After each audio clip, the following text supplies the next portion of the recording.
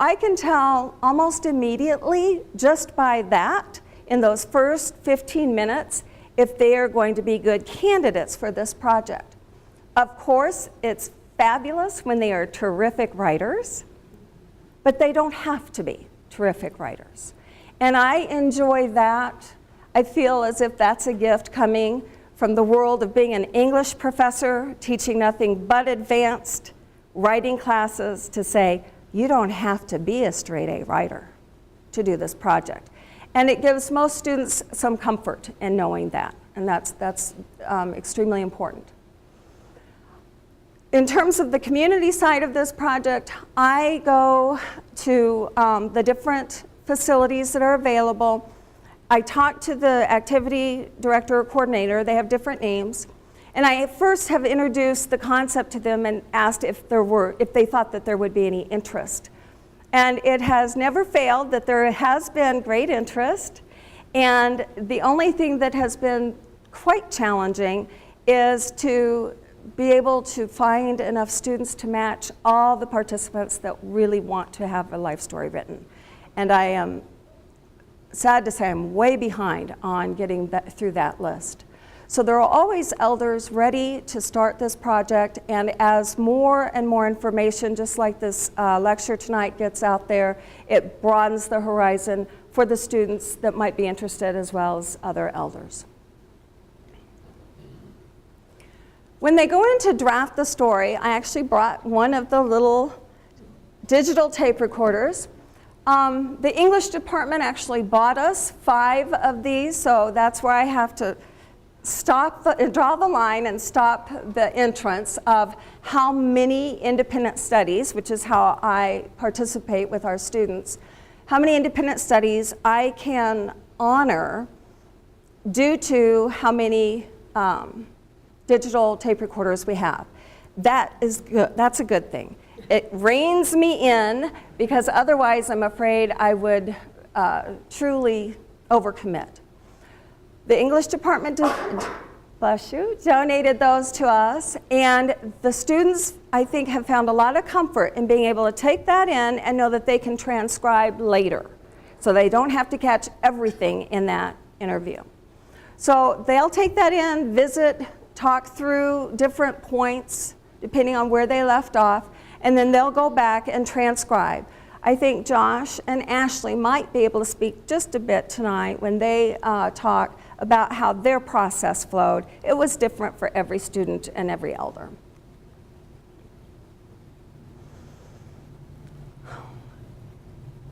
I typically am seeing the document before it goes to printing and design.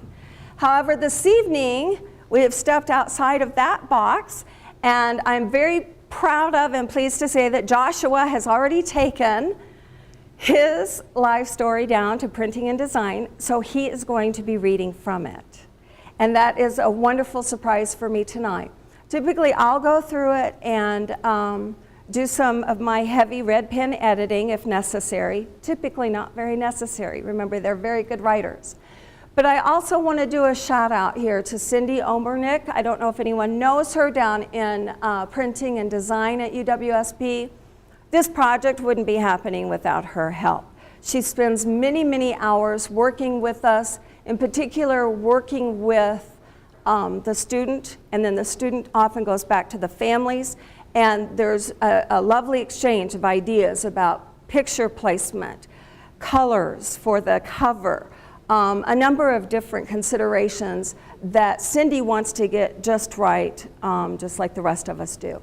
So Cindy is instrumental, and she is our graphic artist down there.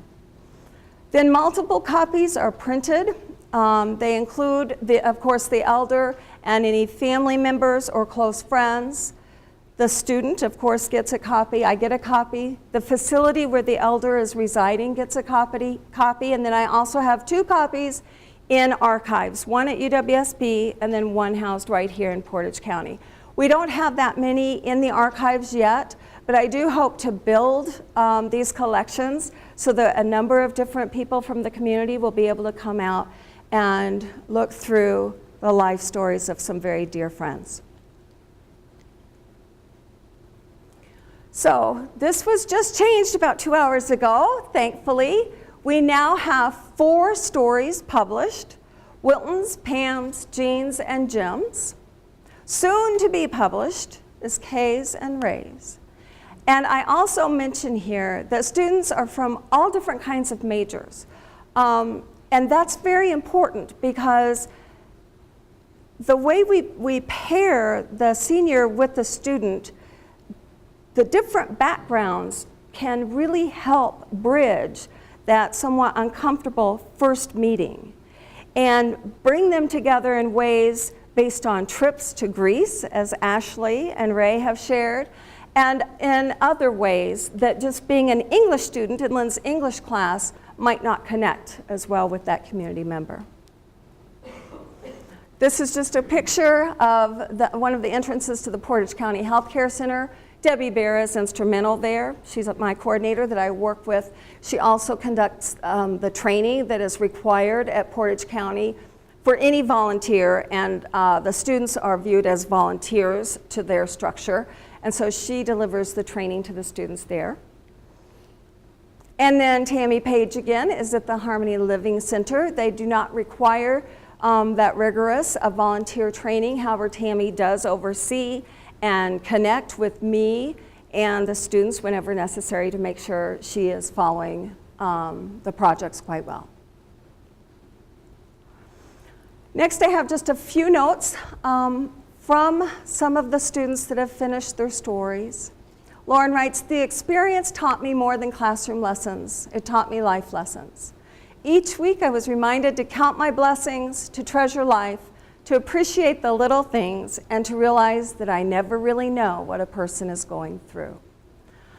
Lauren is a very special young woman.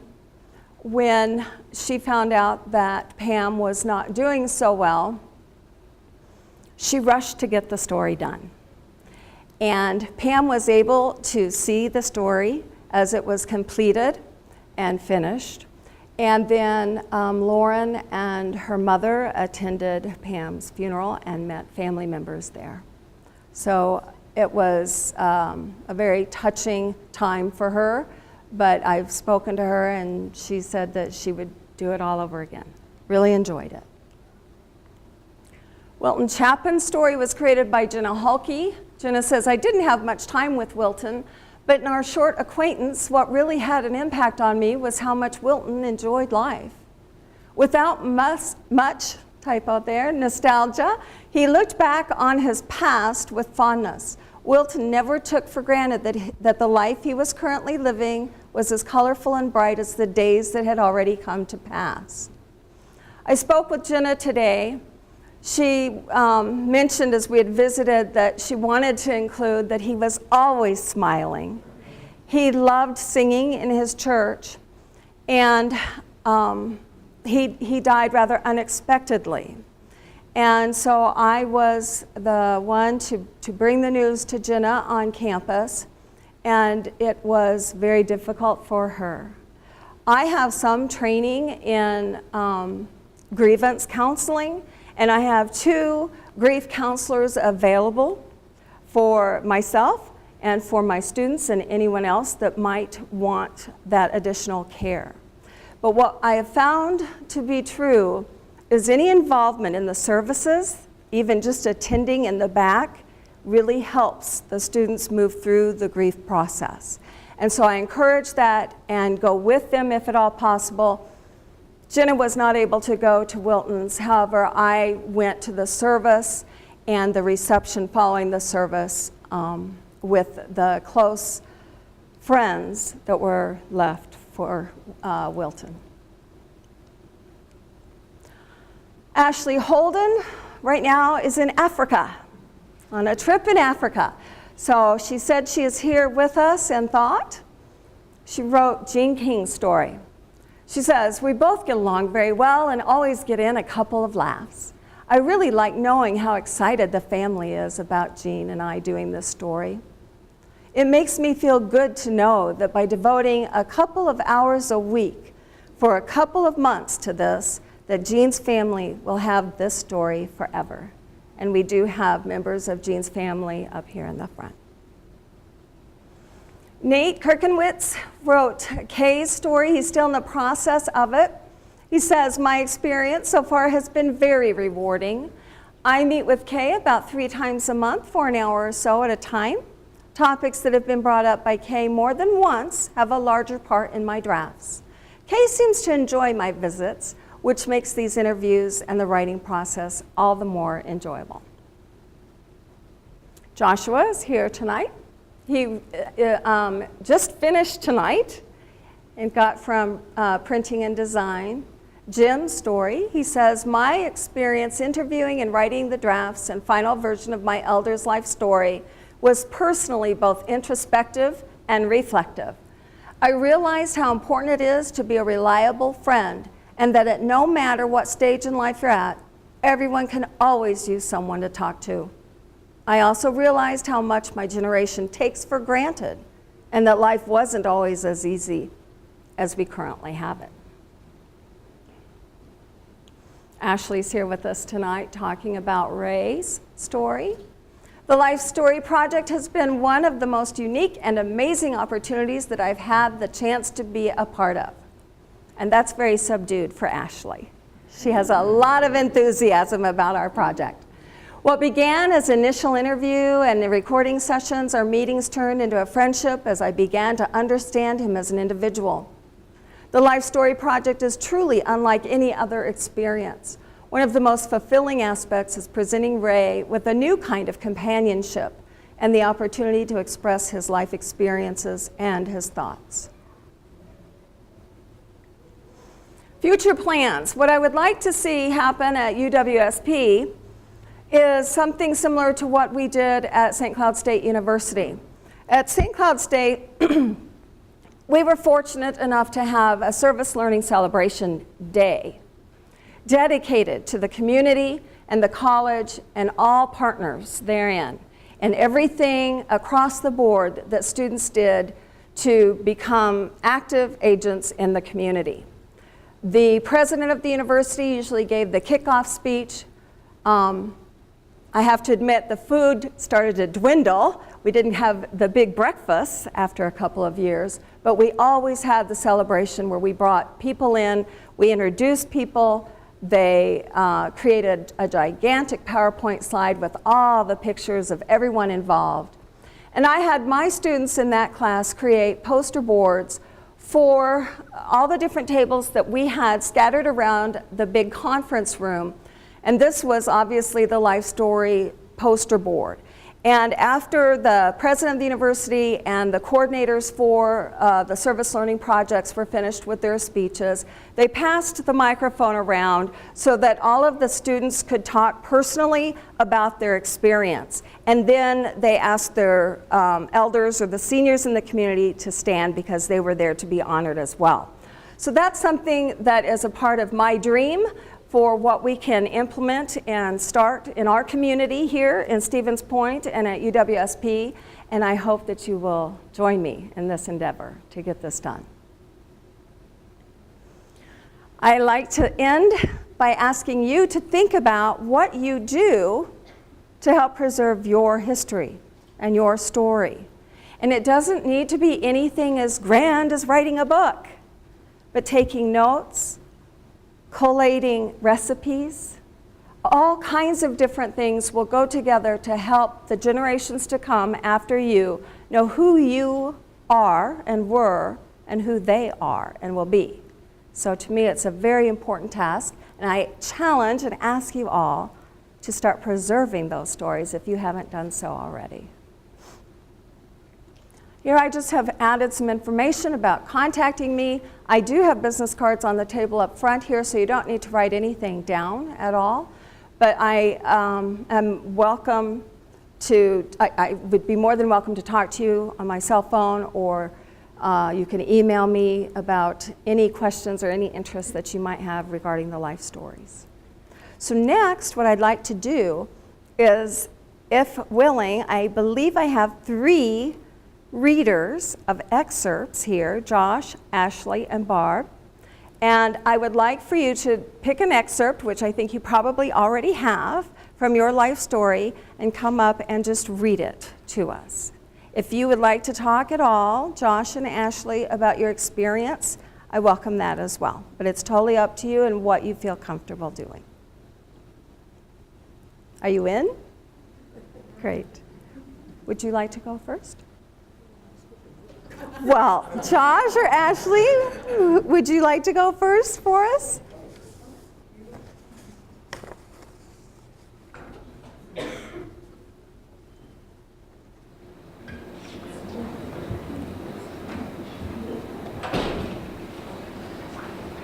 Feeling bold this evening.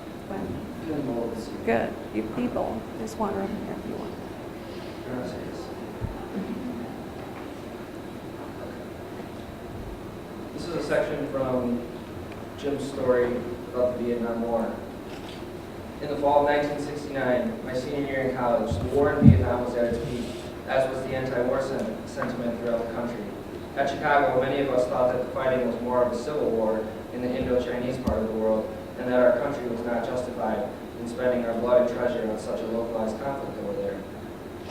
However, because our marches and demonstrations throughout the nation had not caused the war to de-escalate, we believed our activism had to be escalated.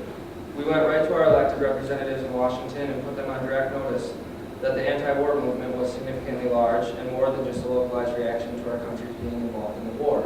So in early November, 5 of us piled into my 1965 Chrysler New Yorker, and off we went to join tens of thousands of others from throughout the nation to march for peace in D.C. I was the only one in my group who owned a car that was capable of making such a trip. While we always intended everything to be peaceful, such as a nighttime candlelight march from the Capitol steps to Arlington National Cemetery, the D.C. police and National Guard troops who had been called out were aggressively confrontational with a lot of us, causing many skirmishes to break out and arrests to be made. It was not at all inspiring or even marginally glorious. With tear gas everywhere, it is most unpleasant. And lots of billy club injuries, getting hit by what in reality is a little baseball bat is quite painful. But it made our point to Congress and the White House. We were the first million-man march on Washington, and they took notice. The politicians who were making the decisions then took the anti-war movement more seriously. One unique aspect of the march was the accommodations that were made for all the people who came into Washington from across the country. We did not stay in hotels or eat in restaurants. The organizers of the march had made arrangements with local, like-minded folks to open their homes for us, and our Chicago group was put up in a large, well-appointed home in the suburbs of Washington, where we stayed for the duration of the protest. The folks who lived there had simply vacated the premises for us, with the only instructions being to help ourselves to the well-stocked refrigerator and cupboards. It was a bonding experience unlike any other for the 5 of us, and we were immensely grateful that our unseen hosts viewed us differently from the local law enforcement, who seemed to view everyone as roughhousing hooligans that needed to be beaten down. All in all, it was a very positive and enlightening experience.